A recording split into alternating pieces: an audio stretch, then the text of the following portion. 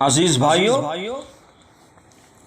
تو میں یہ عرض کر رہا تھا کہ میرے اور آپ کے آقا جناب محمد الرسول اللہ صلی اللہ تعالی علیہ وسلم جب پیدا ہوئے تو پورے مکے میں خوشبو پھیل گئی، پورا مکہ مہکنے لگا، جنگلوں میں، وادیوں میں، گھاٹیوں میں، باغوں میں، درختوں میں، محلوں میں مہک پھیل گئی، خوشبو پھیل گئی۔ اور جب آپ صلی اللہ تعالی علیہ وسلم پیدا ہوئے، مکے کی ساری عورتوں نے آ کر سرکار کو دیکھا۔ جب آپ علماء کرام نے لکھا ہے کہ جب ہمارے نبی پیدا ہوئے ہیں تو سجدے میں پڑے تھے۔ اللہ اکبر، اللہ کے نبی اور کائنات کا سردار جب پیدا ہوا ہے تو سجدے میں پڑے تھے۔ اللہ کے نبی جناب محمد الرسول اللہ صلی اللہ تعالی علیہ وسلم جب پیدا ہوئے تو سجدے میں پڑے تھے۔ اسی وقت سے بتا دیا ہمارے آقا صلی اللہ تعالی علیہ وسلم نے کہ یہ پیشانی، یہ سر صرف ایک معبود کے سامنے جھک سکتا ہے، اور یہ پیشانی صرف ایک معبود کے سامنے جھک سکتی ہے۔ اللہ اکبر۔ ہمارے نبی نے پیدا ہوتے ہی انسانوں کو اور قیامت تک آنے والے انسانوں کو یہ لیسن دیا، یہ سبق دیا، اور فرمایا کہ یہ پیشانی، یہ سر صرف ایک اللہ کے سامنے جھک سکتا ہے، اور فرمایا انسانوں سے کہ توحید اختیار کرو، اللہ کو ایک مانو اور ایک ہی اللہ کے سامنے جھکو، اور ایک ہی اللہ کی پرستش کرو، اور ایک ہی اللہ کی عبادت کرو، اور ایک ہی اللہ کو معبود سمجھو، اور ایک ہی اللہ کو مسجود بناؤ۔ اللہ اکبر۔ یہ ہمارے نبی نے پیدا ہوتے ہی انسانوں کو یہ سبق دے دیا۔ اور علماء کرام نے یہ بھی لکھا ہے کہ جب ہمارے نبی پیدا ہوئے ہیں تو ہمارے نبی ختنہ شدہ پیدا ہوئے تھے۔ ہمارا اسلامی طریقہ ہے کہ جب بچہ پیدا ہوتا ہے تو اس کی ختنہ کی جاتی ہے، اس کی پیشاب کی جو جگہ ہے تو پیشاب کی جگہ کی آگے کی جو جگہ ہے اس کا آپریشن کیا جاتا ہے، اور اس کو کچھ کاٹا جاتا ہے، کچھ بڑھی ہوئی چمڑی کو کاٹ دیا جاتا ہے، جس کو ہم لوگ ختنہ کہتے ہیں۔ اور یہ اسلامی طریقہ ہے، اور یہ ختنہ میں بہت سارے فائدے ہیں اور بہت ساری اسلام نے حکمتیں بیان کی ہے۔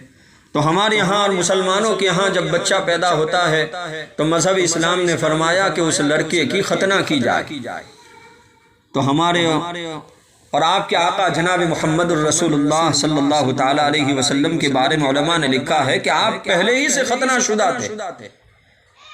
اللہ کی طرف سے نظام ہی ایسا بنا تھا کہ کوئی ختنہ کرنے کا سوال ہی نہیں تھا، پہلے ہی سے ختنہ شدہ تھے۔ عزیز بھائیوں، میں یہ عرض کر رہا تھا کہ جب ہمارے نبی پیدا ہوئے ہیں تو ساری عورتوں نے آ کر سرکار مدینہ صلی اللہ تعالی علیہ وسلم کو دیکھا،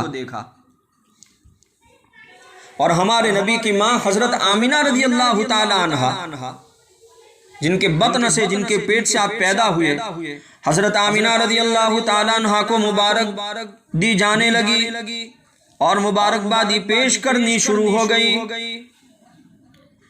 اور مکے کی ساری عورتوں نے آ کر کہا کہ آج تک ہم نے ایسا حسین اور خوبصورت بچہ نہیں دیکھا۔ ہمارے نبی تو بہت خوبصورت تھے نا، اور بہت حسین و جمیل تھے۔ ہمارے نبی کا حسن کا کیا منظر! اللہ اکبر۔ کبھی انشاءاللہ آگے چل کر عرض کروں گا۔ مکے کی عورتوں نے کہا کہ ہم نے ایسا حسین اور خوبصورت بچہ کبھی نہیں دیکھا۔ اب ظاہر سی بات ہے عزیز بھائیوں، جب بچہ پیدا ہوتا ہے تو دودھ پلانے کی باری آتی ہے۔ اب دودھ پلانے کی باری آئی تو مکے میں ایک دستور تھا، ایک قاعدہ تھا، ایک رواج تھا۔ وہ رواج کیا تھا کہ اس وقت چند عورتیں ایسی مقرر ہوا کرتی تھی کہ وہ پیدا ہونے والے بچے کو دودھ پلایا کرتی تھی۔ باہر سے عورتیں آتی تھی اور وہ پیدا ہونے والے بچے کو دودھ پلاتی تھی۔ یہ مکے کے اندر ایک دستور تھا اور ایک طریقہ تھا۔ اور عرب میں جو سرداروں کے بچے ہوا کرتے تھے ان کو خاص دودھ پلایا کرتی تھی وہ عورتیں، اور علماء نے لکھا ہے کہ ان کو اس دودھ پلانے پر اجرت بھی دی جاتی تھی، انعام بھی دیا جاتا تھا۔ چنانچہ مکہ ہی میں ایک دور بستی تھی، وہاں ایک قبیلہ تھا۔ مکے کے اندر تو بہت سارے قبیلے تھے، تو وہاں ایک قبیلہ تھا جس کا نام قبیلہ بنو سعد تھا۔ بنو سعد، مکے میں بہت سے قبیلے تھے، جیسے قبیلہ کنانہ، قبیلہ عبس اور بھی بہت سارے قبیلے۔ تو ایسے ہی ایک قبیلہ تھا جس کا نام قبیلہ بنو سعد تھا۔ اس قبیلے میں تقریباً علماء نے لکھا ہے کہ 10 عورتیں ایسی تھی جو سرداروں کے بچوں کو دودھ پلاتی تھی اور اجرت حاصل کرتی تھی۔ ہمارے آقا جناب محمد رسول اللہ صلی اللہ تعالی علیہ وسلم جب پیدا ہوئے، اتفاق سے اس بستی میں اور مکے میں قحط سالی تھی، خشک سالی تھی، اناج غلہ کھانے کا انتظام نہیں تھا، لوگ پریشان تھے، بارش بھی نہیں ہو رہی تھی، بہت لوگ پریشان تھے، بارش بھی نہیں ہو رہی تھی۔ تو ان 10 عورتوں نے آپس میں مشورہ کیا کہ چلو ہم یہاں سے مکے کی گلیوں میں جائیں اور بچوں کو تلاش کریں، اگر بچے مل جائیں تو ان کو دودھ پلا کر اجرت حاصل کریں، اور جب اجرت مل جائے گی تو کچھ گزارا کرنا آسان ہو جائے گا۔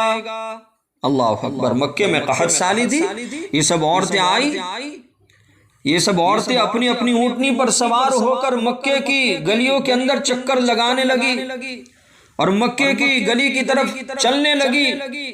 انہی عورتوں میں سے 10 عورتوں میں سے ایک وہ خوش نصیب عورت بھی تھی جن کو حلیمہ سعدیہ کہتے ہیں رضی اللہ عنہا، جن کو حلیمہ سعدیہ کہتے ہیں رضی اللہ تعالی عنہا۔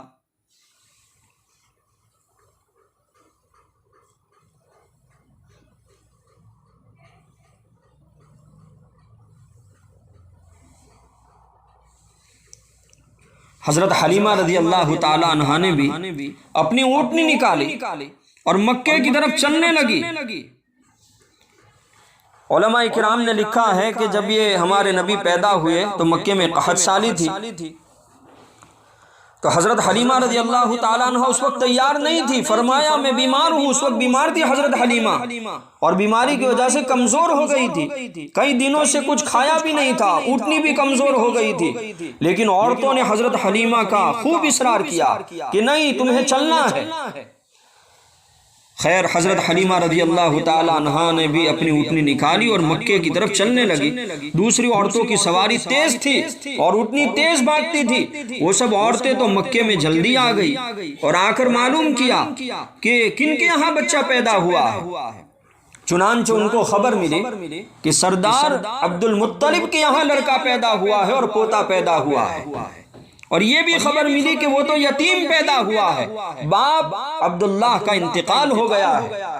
یہ جو بچہ پیدا ہوا ہے ان کا باپ عبداللہ تھا، ان کے باپ کا نام عبداللہ تھا، تو عبداللہ کا انتقال ہو گیا ہے۔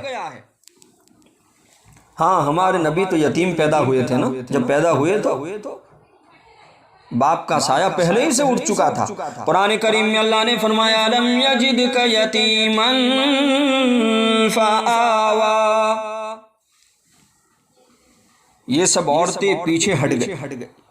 علماء نے لکھا یہ سب عورتیں تو آئی، ان کو خبر تو ملی کہ دادا عبد المطلب کے یہاں ایک لڑکا پیدا ہوا ہے، ایک پوتا پیدا ہوا ہے، لیکن جب ان کو خبر ملی کہ وہ تو یتیم پیدا ہوا ہے، ان کے تو باپ کا انتقال ہو گیا ہے، تو یہ جتنی عورتیں آئی تھی سب پیچھے ہٹ گئی کہ ہمارا مقصد تو حل ہوگا نہیں، یہ تو یتیم ہے، یہ تو غریب ہے، ہمیں دودھ پلانے کی اجرت کون دے گا، ہمیں دودھ پلانے پر انعام کون دے گا؟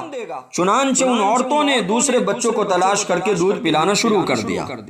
ہر عورت کو ایک بچہ مل گیا اور اجرت بھی طے ہو گئی۔ اتفاق سے جس اونٹنی پر حضرت حلیمہ رضی اللہ تعالی عنہا سوار ہو کر چلنے لگی، وہ اونٹنی کمزور تھی، اس لیے حضرت حلیمہ رضی اللہ تعالی عنہا مکے کی گلیوں میں دیر سے پہنچی۔ جب مکے میں آئی تو ایک عورت سے ملاقات ہوئی، اس نے کہا کہ مکے میں ایک ایسا لڑکا پیدا ہوا ہے جس کے پیدا ہونے پر پورا مکہ مہک رہا ہے۔ جب حضرت حلیمہ رضی اللہ تعالی عنہا مکے کی گلیوں میں آئی تو ایک عورت نے کہا، یہ حلیمہ کیا تمہیں، پہلے تو پوچھا ایک عورت نے، کیا تمہیں کوئی بچہ ملا؟ حضرت حلیمہ نے انکار کیا۔ اس عورت نے کہا، چلو تمہیں ایک بچہ دکھاتی ہوں۔